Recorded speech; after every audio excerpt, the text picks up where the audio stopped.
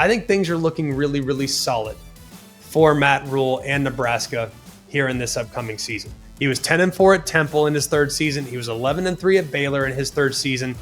I think double digits is possible. Ambitious, but absolutely possible.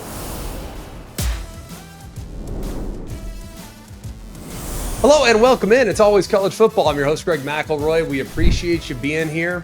Really fun show coming up for you today. More camp updates. We did a few of these on Monday. I think a lot of people reacted well to them. We will continue on with some updates from some pivotal camps. We got Florida State in the mix today, Alabama in the mix. Sounds like Miami's in pretty good shape at one specific position. A handful of other teams that have also announced quarterbacks. We'll get to Bama. We'll get to Boston College. We'll do a handful of others. We also are going to dive into some of the easiest schedules. We shouldn't say easiest, right? That's just the wrong way of describing a schedule. All these schedules nowadays have gotten challenging. There's no denying that, but there are some within certain leagues that are a little more manageable than others. That's perfectly fine. I think we're allowed to say that. I think coaches would even welcome that type of vernacular. So we're going to do that today. We'll tell you some of the most difficult schedules, some of the most manageable schedules. They're in the Power Four. We'll go league by league, by the way, because I think that best illustrates what these leagues might look like from top to bottom. We will finish up by talking about some dark horse teams that could very well make a push towards the college football playoff here in 25. I do want to continue to encourage all of you. Did this the other day. Going to continue to do this. I very much appreciate those of you that have helped us out. Our ratings have been sabotaged a little bit. People have given us a ton of one-star reviews because a certain team didn't make the college football playoff. Help us bounce back from that. We are not a 3.7 rated show, all right? No way. And on Spotify, I think it's like a 4.1. We were a 5.0, 4.9 up until a certain team didn't make the playoffs. That's not our responsibility. So we encourage all of you guys to fight back. All right, fight back. Leave us a rating on the podcast platform of your choice. That would help us a lot.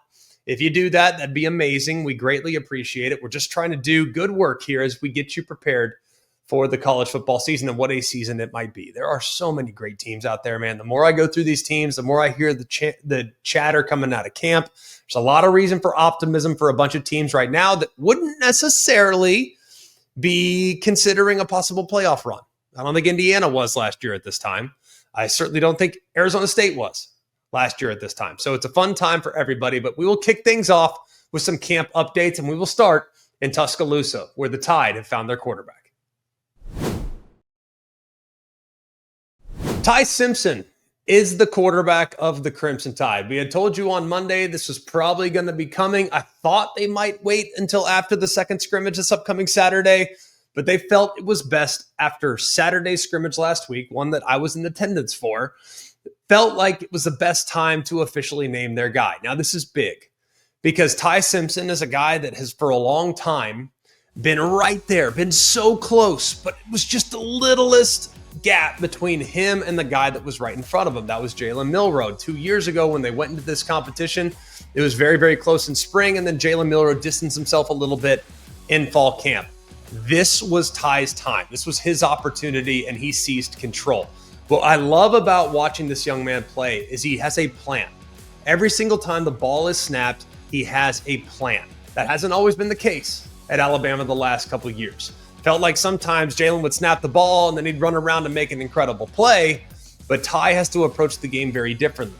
He has a plan on every snap based on how the defense lines up and what the offensive look is. Where the ball needs to go, he's going to start there. And he's also, I think, a guy that is very underrated from a mobility standpoint. Now, he's not a guy that's going to run around and probably run for 1,000 yards this year, but he can absolutely keep drives alive on 3rd and 6, 3rd and 7, 3rd and 8 with the scramble and keeping his eyes downfield and hit a guy downfield that uncovers.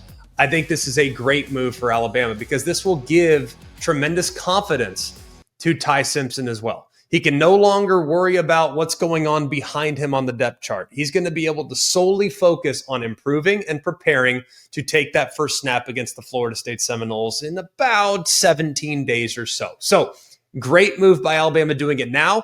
Lock it in, and now let's figure out the backup job. I think it's a really good spot to be in. It definitely tells me that Kalen DeBoer is very much in tune with what the quarterback needs to hear to feel as confident as humanly possible before they tackle the season. Who does Alabama play week 1? That'd be Florida State. Let's check in with the Seminoles. How's the camp going for Florida State so far? Now, I look back at the offseason that Florida State has had, and I think they've made some really good moves. I think they made a great hire at defensive coordinator. I love that they were able to lure Gus Malzahn away from UCF, where he was the head coach and the power forward, and now become a coordinator again, where he can focus on offense, his expertise. I also love that they went out and got Thomas Castellanos from Boston College. That's a match that has some existence. It goes back a little time because in his first college season, Thomas Castellanos was at UCF. That's when they were together. So they have a pretty good understanding of, I think, how to attack the defense on a down and down out basis. Now, was Thomas Castellanos as a freshman, was he as advanced as he is right now? Probably not. But I do think having a little bit of carryover from the past can be helpful in accelerating his comfort there in year number 1 as a starter for the Noles. But it sounds like right now, he's a little bit not playing as well as he's capable of playing, right? Sounds like there's a bunch of sacks. Sounds like there's a few issues with just kind of processing, getting through things quickly enough. Sounds like it's just not a well-oiled machine on the offensive side of the football. What I would say to that, though, for those that are concerned, if you're a Florida State fan and you're concerned about sacks that the very mobile Castellanos is taking, that's not a great indicator of what things might look like when it's live game action. Because Castellanos, well, if he has a defender run by him and graze his shoulder pad, that's whistled as a sack in a scrimmage or in practice. But when you get into live game action, will that actually count? This guy is outrageously mobile. So if taking sacks is something that you're concerned about, I'm not. I've seen him take off when it looked like he was absolutely dead to rights in the play, in the backfield, multiple defenders surrounding him, and somehow he Houdinis his way out into a positive play. I also look, too, at the weapons that he is now going to be relying upon. I love the addition of Deuce from USC. Really long, tall wide receiver, a guy whose body type resembles that of Johnny Wilson, who Mike Norvell had great success with just a couple of years ago. Not quite as tall as Johnny Wilson, but I think maybe more athletic and maybe a little bit faster as well. I am a little concerned about the fact that Squirrel White, who transferred down from Tennessee, got a little dinged up, it sounds like, in the second scrimmage. Not really working out. Has had a boot, has had kind of a cart to kind of roll around practice, but it's sounding like it's nothing that's going to be long-term.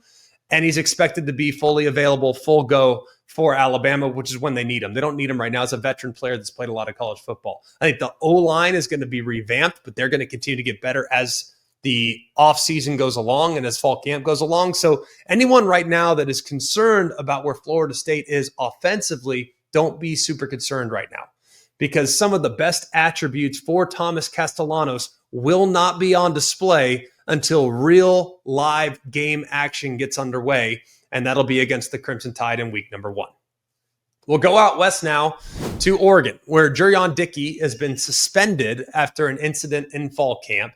He's been suspended indefinitely, according to head coach Dan Lanning. He was a 5-star at one point in his recruitment a few years back. Hasn't played a ton for the Ducks. He's played in just 15 games. Hasn't played a ton of meaningful snaps. Been mostly mop-up duty or just kind of rolling them in.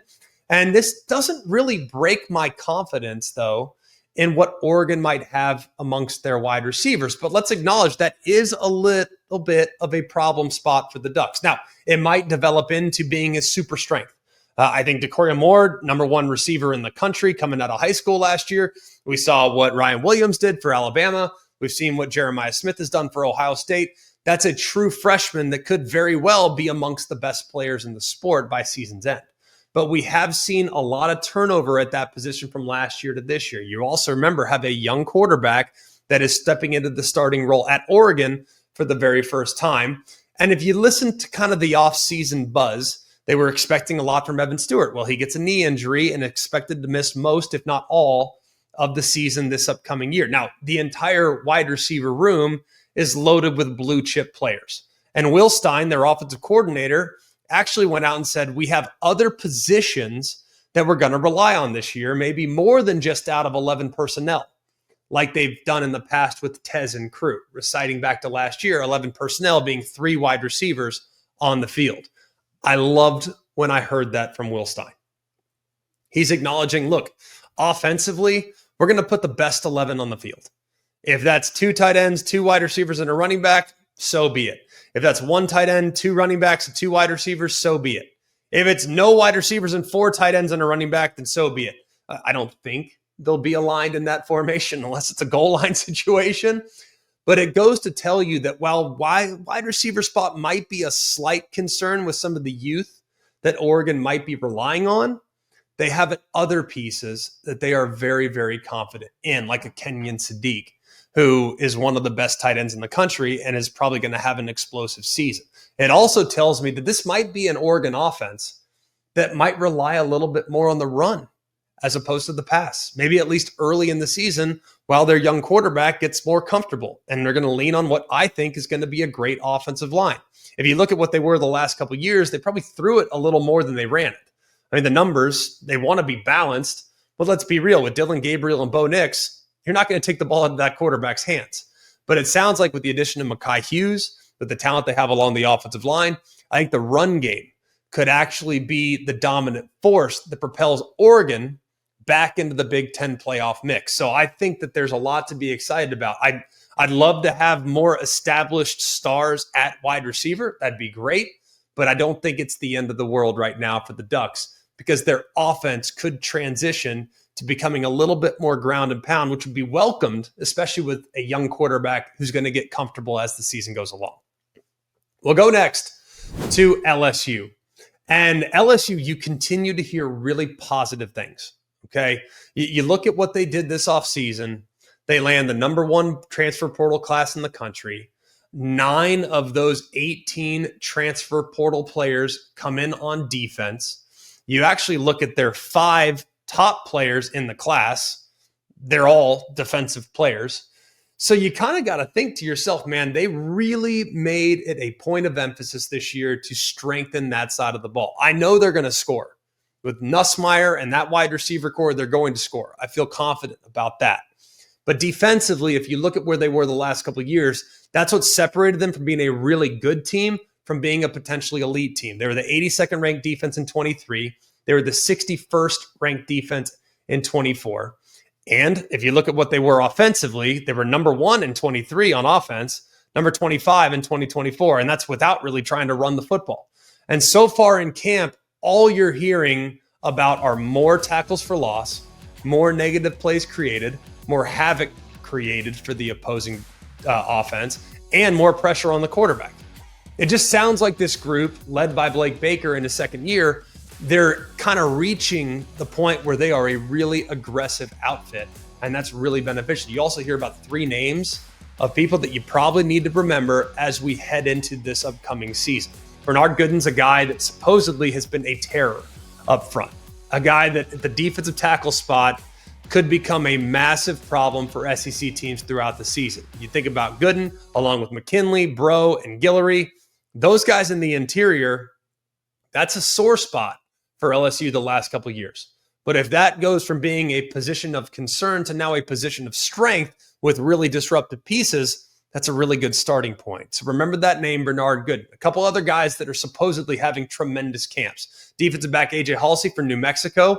Continue to hear about him really coming on. You hear about Mansour Delane from Virginia Tech, another corner, a guy that's probably going to start opposite Ashton Stamps at the cornerback spot, who is very veteran there at that position. So you're hearing a lot of buzz right now about LSU's defense. Now, those of you that are going to go and look at the glass half empty, you're probably going to sit there and say, well, maybe their offensive line isn't very good. That is absolutely a possibility.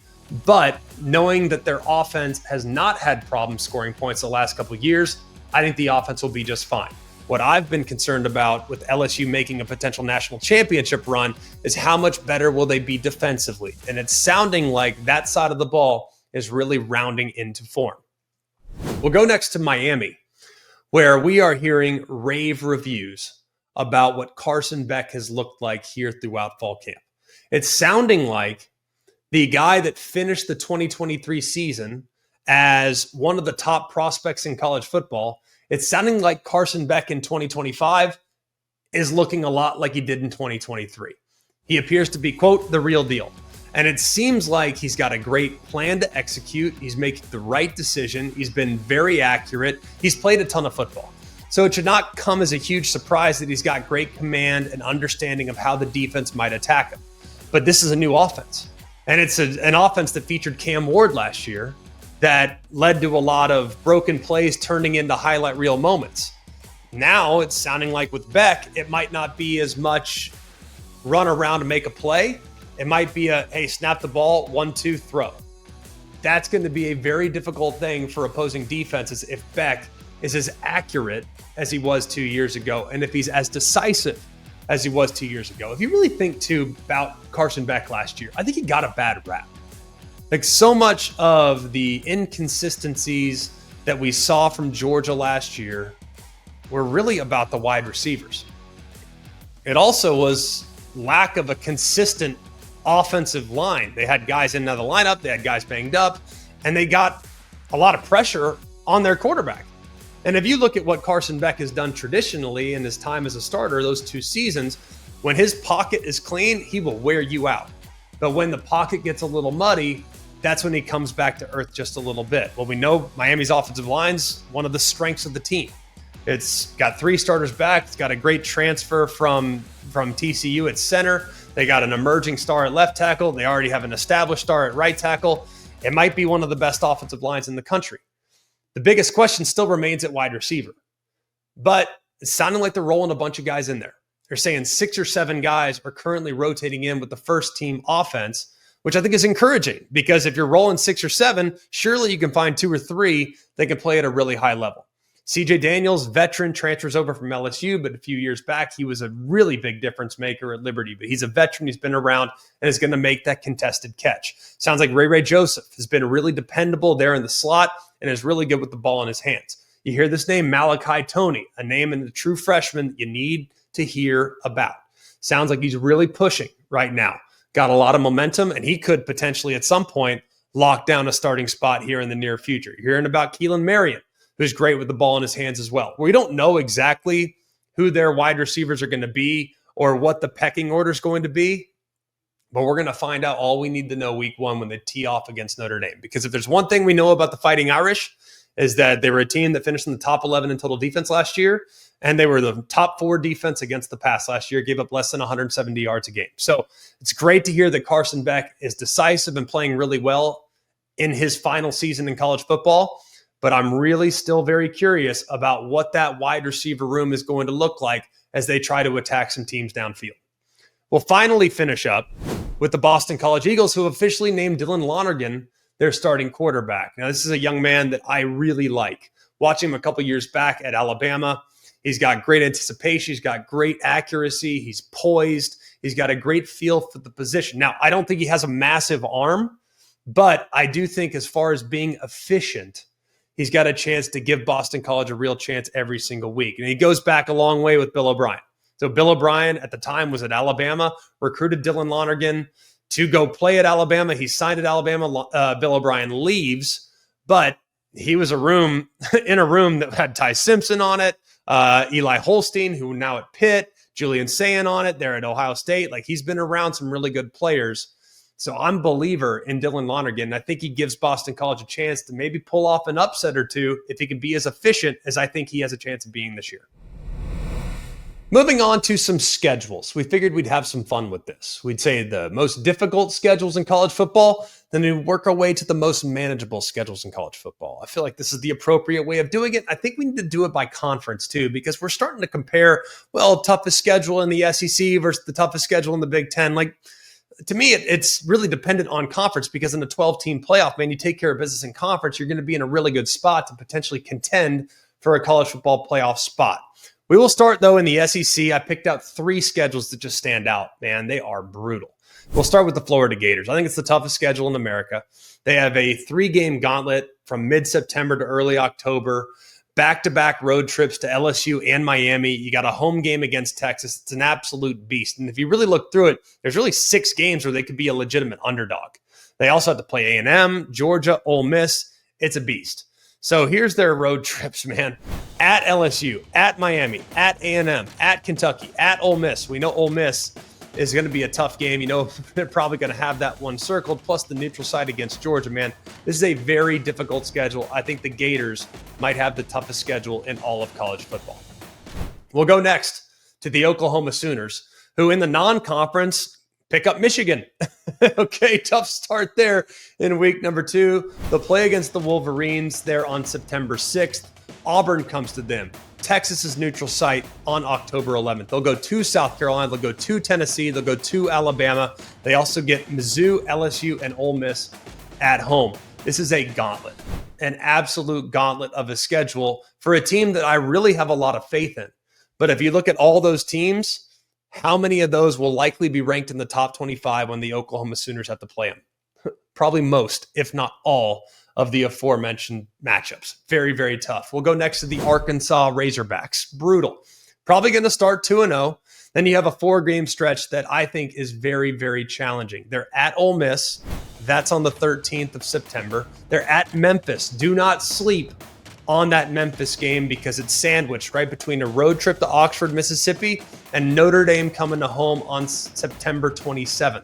Those 3 games in a row, very tough. You get a little break there before you welcome a road trip to Tennessee on October 11th. You finish out with a handful of games at home. You got A&M at home. You got Auburn at home.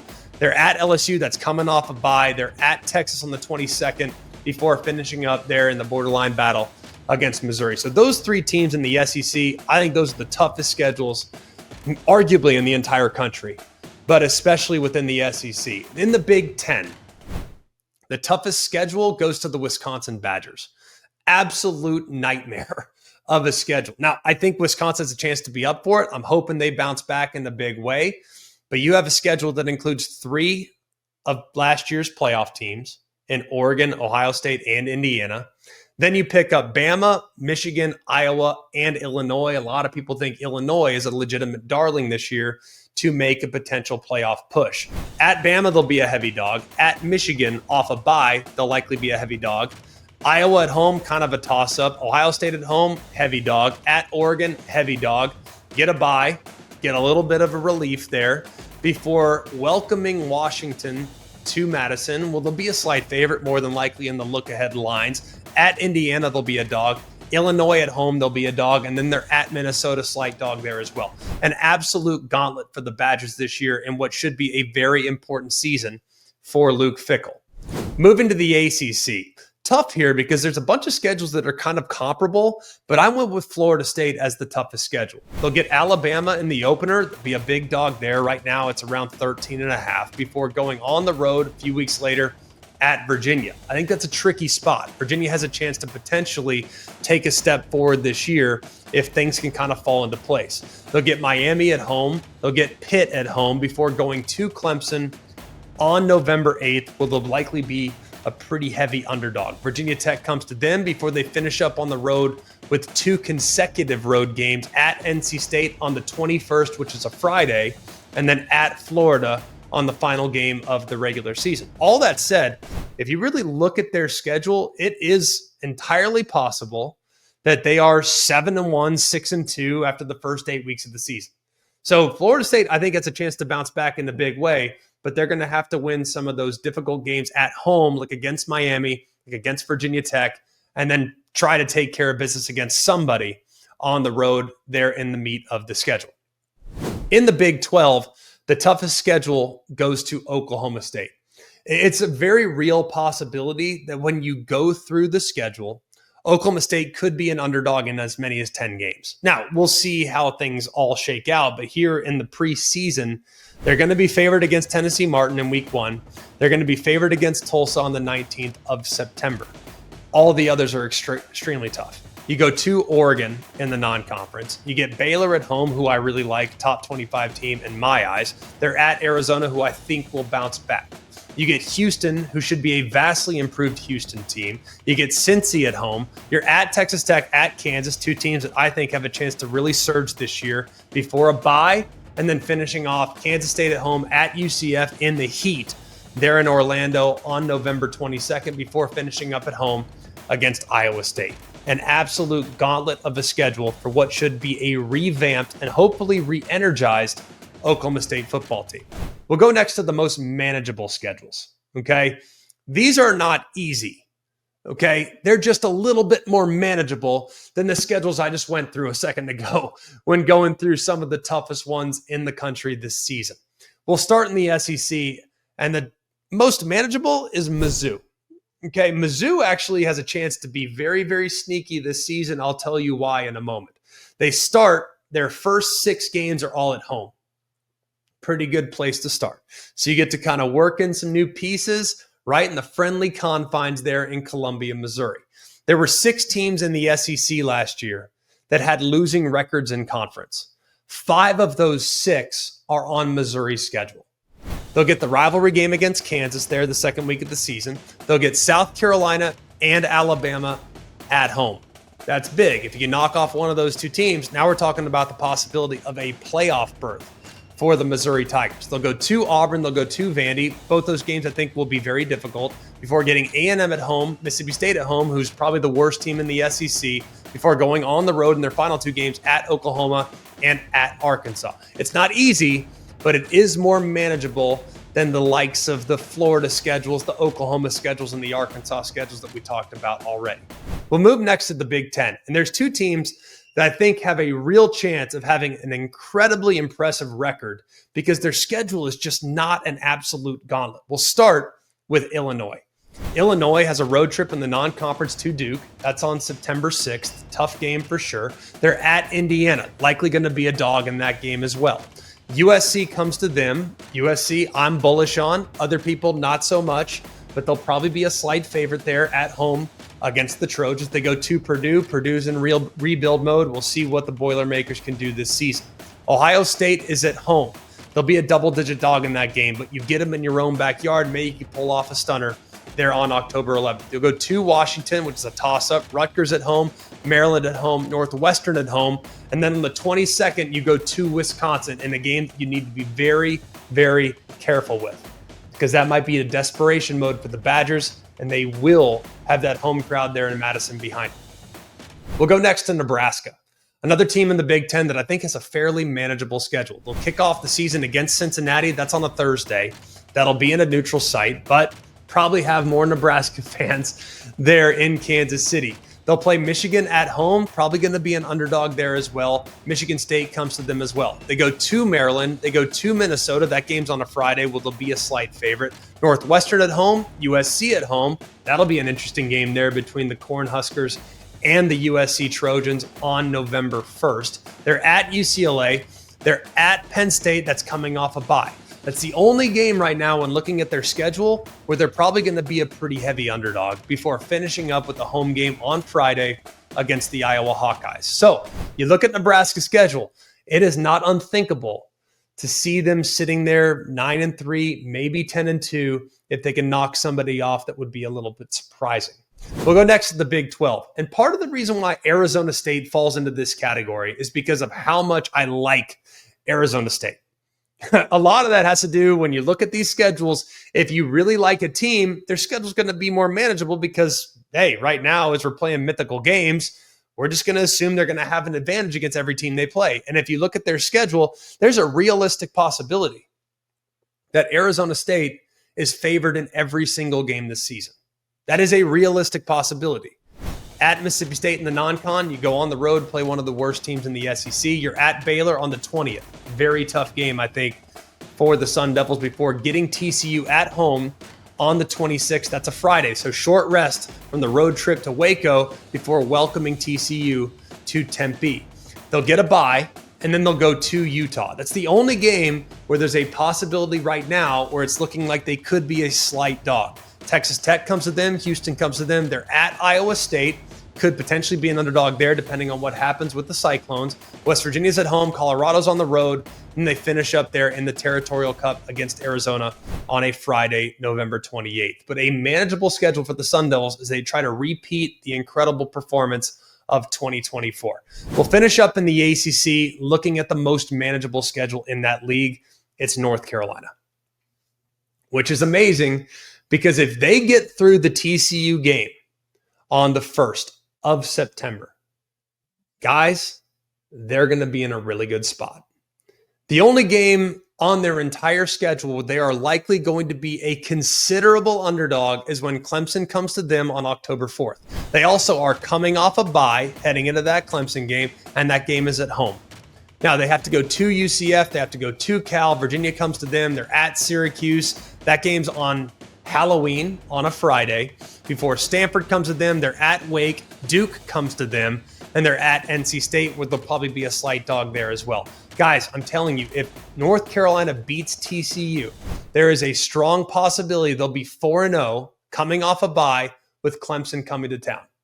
Just saying, if they lose to Clemson, they're going to be favored potentially the rest of the way.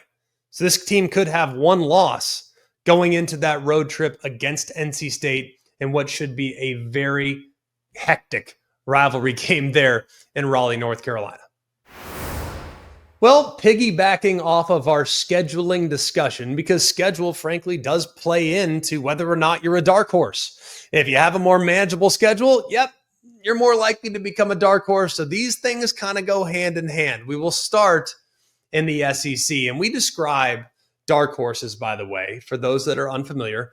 If you are unranked right now in the preseason, I think these teams could potentially make the playoff. Right? That's kind of how I describe dark horses. Now in the SEC, it feels like everybody's ranked. So it doesn't always apply.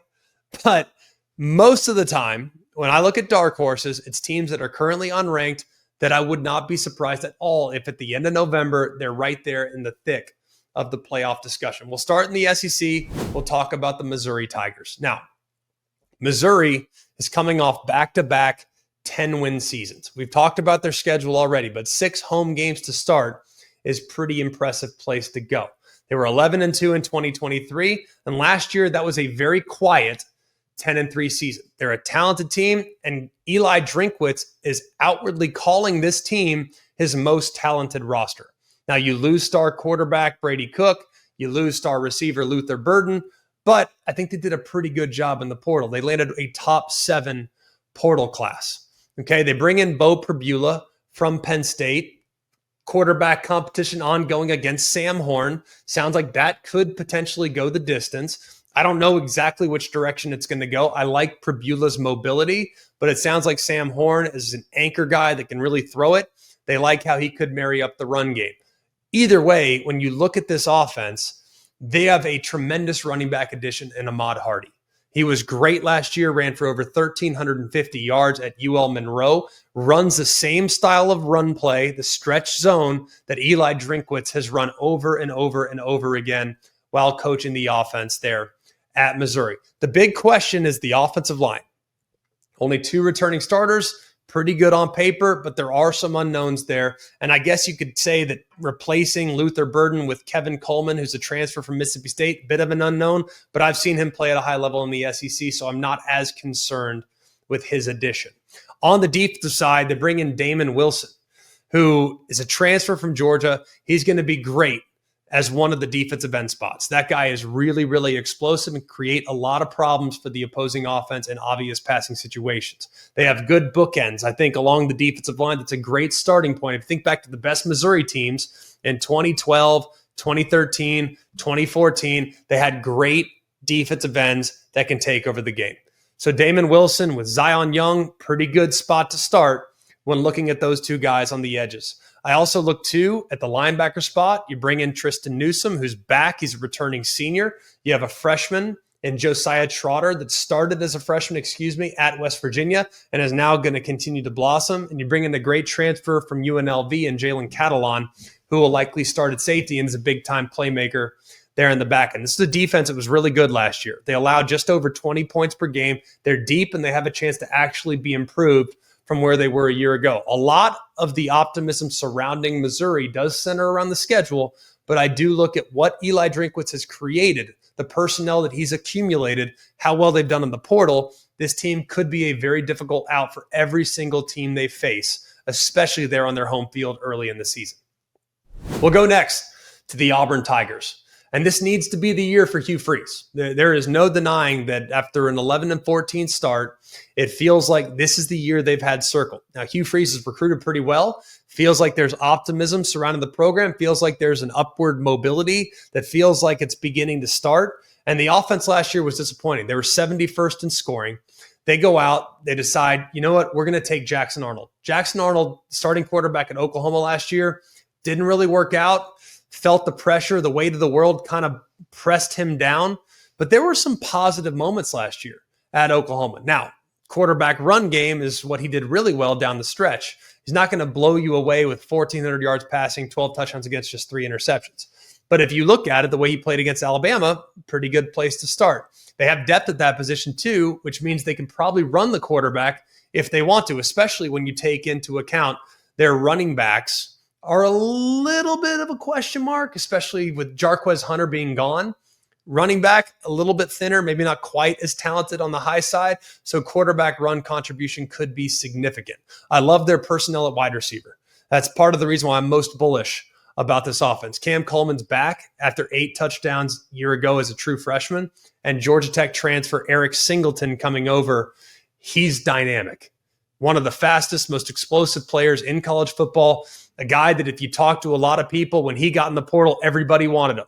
He ends up signing at Auburn, and he might be that piece that can really take the top off the defense on a play-to-play basis. The offensive line should also be a strength, even though so far in camp, sounds like that group has been a little bit inconsistent. But that might be a good thing. The offensive line returns mostly intact, and they added some marquee transfers.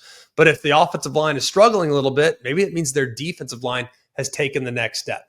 We all know about Keldrick Falk, who last year had 7 sacks, first-round potential, has length, has size, and he's the lone returning starter from the front 7 a year ago. They have everybody back in the secondary for the most part, but this should be a group across the board that should be very solid. They were 28th in scoring last year. They gave just over 21 points a game. The problems with Auburn really centered around the offense. I think they've gotten that addressed with some of the additions they've made this past season. Look, tough schedule, but it's not unthinkably brutal. You avoid Texas, you avoid LSU, you avoid South Carolina, you avoid Florida. You do get Alabama and Georgia at home. So in one of those odd years, maybe this is a year where they could potentially go make a run. They go to Oklahoma, they go to A&M. So there's some tough games for sure. But I do think this is a real opportunity for Auburn to take the next step as a program and potentially become a spoiler in the SEC. In the Big Ten, I have a couple teams that I think are dark horses. We've talked for a while about USC. I'm not going to go into a ton of detail there. If you want to look back and check out all the praise I've given the Trojans the last couple weeks, be my guest. I don't need to tell you that they're a dark horse. I have them as the number 11 team in the country coming into the season. So there's no reason to do that again. We've already done it. All right. You know, I love the Trojans this year. I am buying what Lincoln Riley is doing. So I'm going to remove SC from the equation. I'm going to give you 2 teams we probably haven't spent enough time on this offseason. I'll start with Nebraska. Now, everybody was fired up when Matt Rhule decided to take this Nebraska job. And it has not been easy, frankly. And the expectations at Nebraska remain very, very high. To go 12-13 in the last 2 years is not exactly what you're looking for. But if you look at where they're heading, there's reason to believe that the way things finished, especially on the offensive side of the football, if they could pick up right where they left off, things could be in a really good spot. Once they promoted Dana Holgorsen to the offensive coordinator role, Dylan Raiola started to play his best football. Over the final 4 games, very consistent, accurate, very decisive, and it looked like the commitment to the run game should take some of the pressure off. Guys, we all know that Matt Rhule at both Temple and at Baylor, in the 3rd year at those respective jobs, he took those teams to the conference championship game. That is no easy task. Can he do it again with the Nebraska Cornhuskers? It does center around Raiola. We know that. If you look at how he played, just 1 pick in the final 4 games, 72% completion in the final 4 games, there's a lot of reason to believe he could be a lot better. But we know he's going to rely heavily on a trio at running back, led by Emmett Johnson, who went for nearly 1,000 yards, both rushing and receiving, and is probably going to be even more utilized with how Dana Holgorsen is going to position him to make plays, not just in the run game, but also in the pass game as well. I love some of the additions they made at wide receiver. I love the addition of Dane Key from Kentucky, Isaiah Hunter from Cal. Those guys were both added. I also know that with the returning Ja'Cory Barney, that's a pretty good spot to start. They should be deep and solid across that wide receiver core. And the offensive line, they go out and get Rocco Spindler, who was a starter at one point for Notre Dame. You go out and get Elijah Pritchett from Alabama, who has not locked down the job just yet, is kind of rotating right now. But across the board, I would hope they'll better across the front than they were just a year ago. I look at the defense. Tony White leaves to become the DC at Florida State, but they promote from within by going with John Butler. And Butler wants to be more attacking. And I'll be curious to see what that looks like with a new defensive line, because while they have some guys back, they're all in the back end for the most part. But those guys back, pretty impressive. Deshaun Singleton being the most notable of those guys there in the back end. Tassan McCullough is in from Oklahoma to kind of help provide some juice off the edge. Marquez Watson-Trent was a Sun Belt Defensive Player of the Year last year at Georgia Southern. He'll be there at linebacker. This is a top 20 group each of the last 2 years, and I would be shocked if they fell off in this upcoming season, especially if they commit to the run game and they score a lot of points, which forces the hand of the opposing offense. I think things are looking really, really solid for Matt Rhule and Nebraska here in this upcoming season. He was 10-4 at Temple in his third season. He was 11-3 at Baylor in his third season. I think double digits is possible. Ambitious, but absolutely possible. You avoid Ohio State, you avoid Oregon, you have 5 home games. 3 of the 4 conference road games are very winnable at Maryland, at Minnesota, at UCLA. So I really like where Nebraska's heading going into this upcoming season. One other team that we have not talked a lot about this offseason are the Iowa Hawkeyes. And I know we look back at last year and they win 8 games and it was not really a year when you thought Iowa was going to make a surge to the top of the Big Ten and potentially contend for a conference championship. But if you look at the schedule, frankly, like they were favored in almost all of their games last year. They avoided Oregon, they avoided Penn State, and yet to only win 8 games was kind of disappointing, especially when you take into account they blew a couple leads against Missouri in the bowl game, against Iowa State. I think this team has a chance to be much better. And while you look at what Tim Lester did offensively last year, they had 3 different quarterbacks. It was just challenging. And yet they still improved drastically from where they were a year ago. Now, they don't have Michigan on the schedule. They don't have Ohio State on the schedule, but you get Oregon, Penn State, and Indiana. The good news is all 3 of those games are at Kinnick Stadium there in Iowa City. Offensively, super optimistic. I love the addition of Mark Gronowski. He's a 4-year starter, 2-time FCS national champion. He's won a ton of games. He's gained more than 12,000 career yards, but he did miss spring with a shoulder injury. They're going to miss Caleb Johnson and his 1,500 yards and 21 touchdowns, but I do like the depth that they have at the running back spot with Moulton and Patterson returning behind 3 very solid offensive linemen led by their center, Logan Jones. Now, the passing game is still a bit of a question, and the receivers may be a bit of a question, but I'm still optimistic that this offense will be improved from where they were a year ago, assuming they have stability at the quarterback spot. What's amazing about Iowa is that forever we always talked about, well, Iowa can't score, Iowa can't score, Iowa can't score. Well, now they can score, and all of a sudden the defense takes a slight step back. And they do lose quite a bit of really good pieces, including Jay Higgins there at the linebacker spot, who's an all Big Ten performer. But I love Phil Parker. He's one of the best defensive coordinators in the country. I'm never going to doubt a unit that he is in charge of. They have a bunch of starters back along the defensive line. I also look, too, at where they're at. And while, yes, they were not elite, super elite defensively, I know the floor for this group across the board is going to be really, really solid. And you always know they're going to be great in special teams as well. So if you look at Kirk Ferentz, he's been around for 27 years, all right? It's very, very difficult to look at Iowa and not assume they're going to be better on defense, or at least as good, and better on offense, given the strides they took from 23 to 2024. I think you can buy low right now on the Iowa Hawkeyes, and I think they have a real chance to pull off a couple big upsets at home and potentially find themselves in the playoff discussion at season's end. We'll go to the Big 12.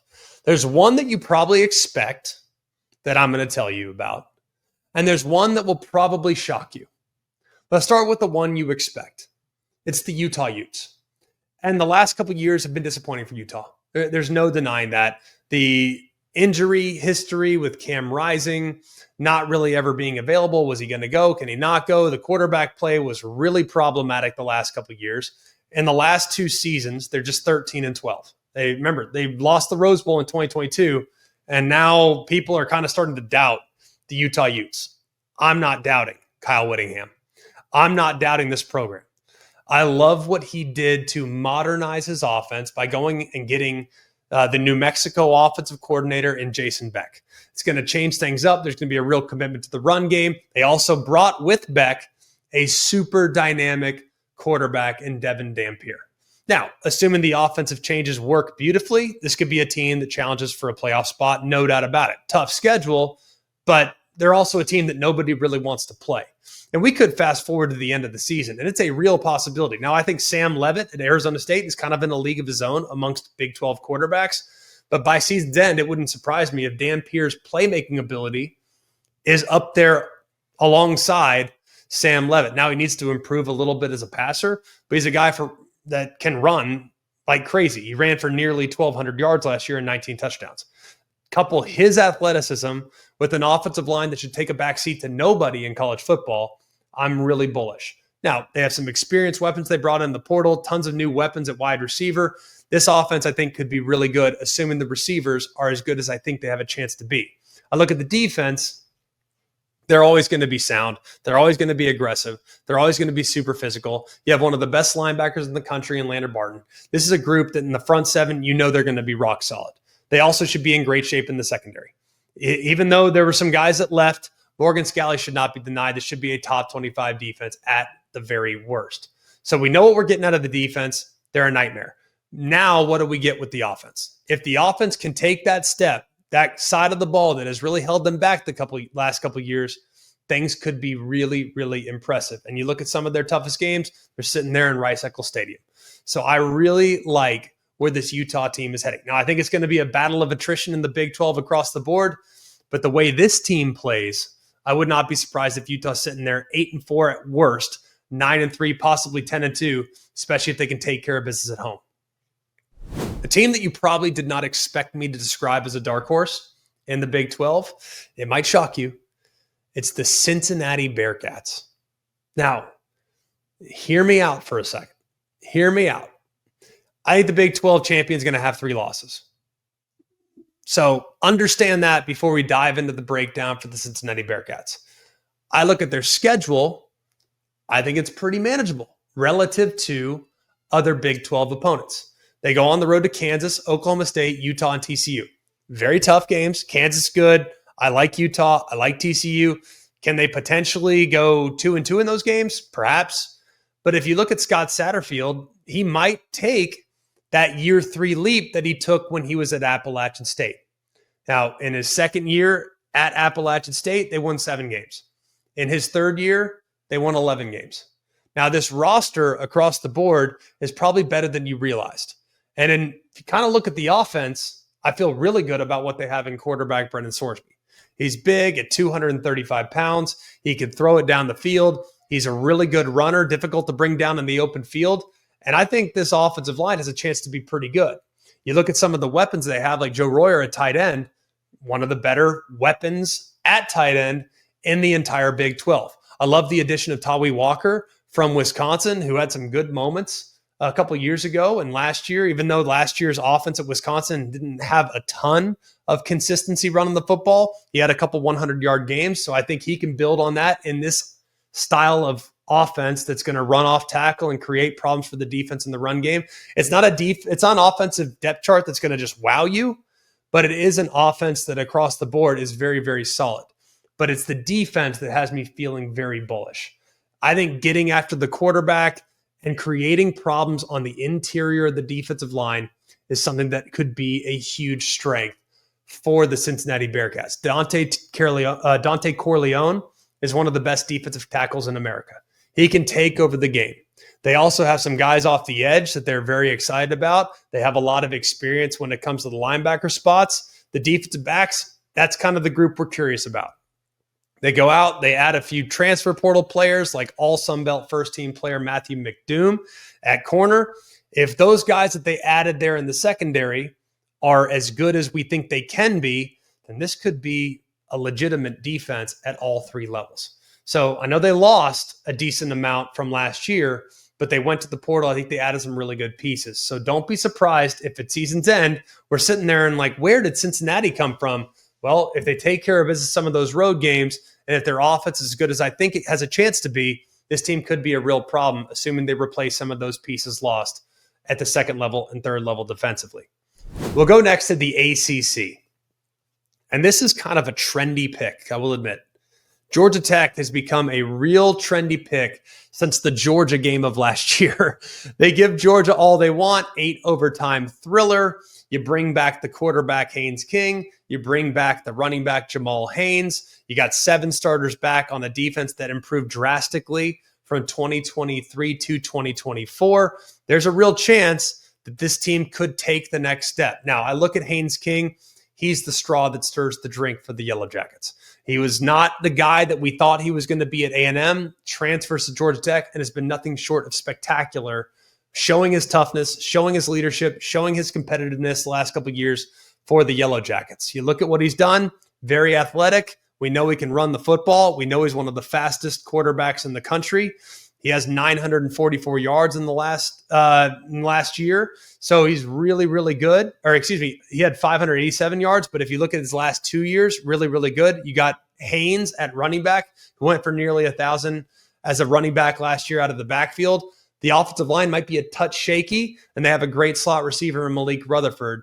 But if you look at this team, they're one of the most creative offenses in the country behind Buster Faulkner, the offensive coordinator. I really like what they have. And defensively, it took a massive step last year. As a result, their coordinator, Tyler Santucci, he goes and becomes a linebacker coach of the Baltimore Ravens. So there's a decent amount of returning talent. There is a little bit of unknown with the new defensive coordinator coming over from Texas and Blake Gideon. But I do think this group might be a little bit more bend, don't break, a little bit more, hey, keep it in front. And while they were really good against the run, they gave up a few too many big plays last year. I think that's something that could get corrected with Blake Gideon coming over from Texas. I think Georgia Tech's going to be a really fun team to watch. They should be very, very fun to watch. There are a couple questions, maybe secondary, creating big plays. Maybe it's a little bit along the offensive line. But if you look at their schedule, they're probably going to be favored in 10 games. They'll be an underdog against Clemson. They'll be an underdog against Georgia. There's a lot of toss-up games in there. And if they can get hot and win some of those close games, all the following games are going to be tight margins, according to Vegas in the look-ahead lines. At Colorado, Virginia Tech, at Duke, at NC State, at Boston College, Pitt's at home. So I think this is a team in Georgia Tech that could potentially make a run this year if all things go according to plan and they can win some of those toss-up games that I just referenced. That'll do it for us here at Always College Football. I encourage all of you guys to continue to rate the podcast. Whatever podcast platform you're on, we need to get back to 4.5 plus. We were at 5 until someone got left out of the playoff and got their feelings hurt. It's not our fault, but we need those ratings to go back up, and I know you guys will answer that challenge. You also can check us out on the ESPN College Football YouTube page. We post clips of the show, so if you don't want to watch maybe the whole episode, you can watch bits and pieces about your favorite team on that ESPN College Football YouTube page, so take a peek at that as well. Subscribe to that and hit that thumbs up button if you are here with us on that page right now. For all of us here at Always College Football, we'll be back on Monday. Still a lot more to break down, probably a few more quarterback competitions that will be announced. We'll break those down in their entirety here a few days from now, but I hope you're enjoying fall camp buzz as much as I am right now. It is so much fun. Everyone is undefeated. There's reason for optimism all over the college football world. So for all of us here at ACF, for Mark, Jake, Jack, the other Jack, intern Sam, I'm Greg. We hope you have an amazing day, and remember, it's always college football. Hey guys, it's Greg McElroy. Thanks for watching Always College Football. Make sure you like, rate, and subscribe to ESPN's YouTube channel and wherever you listen to your podcasts.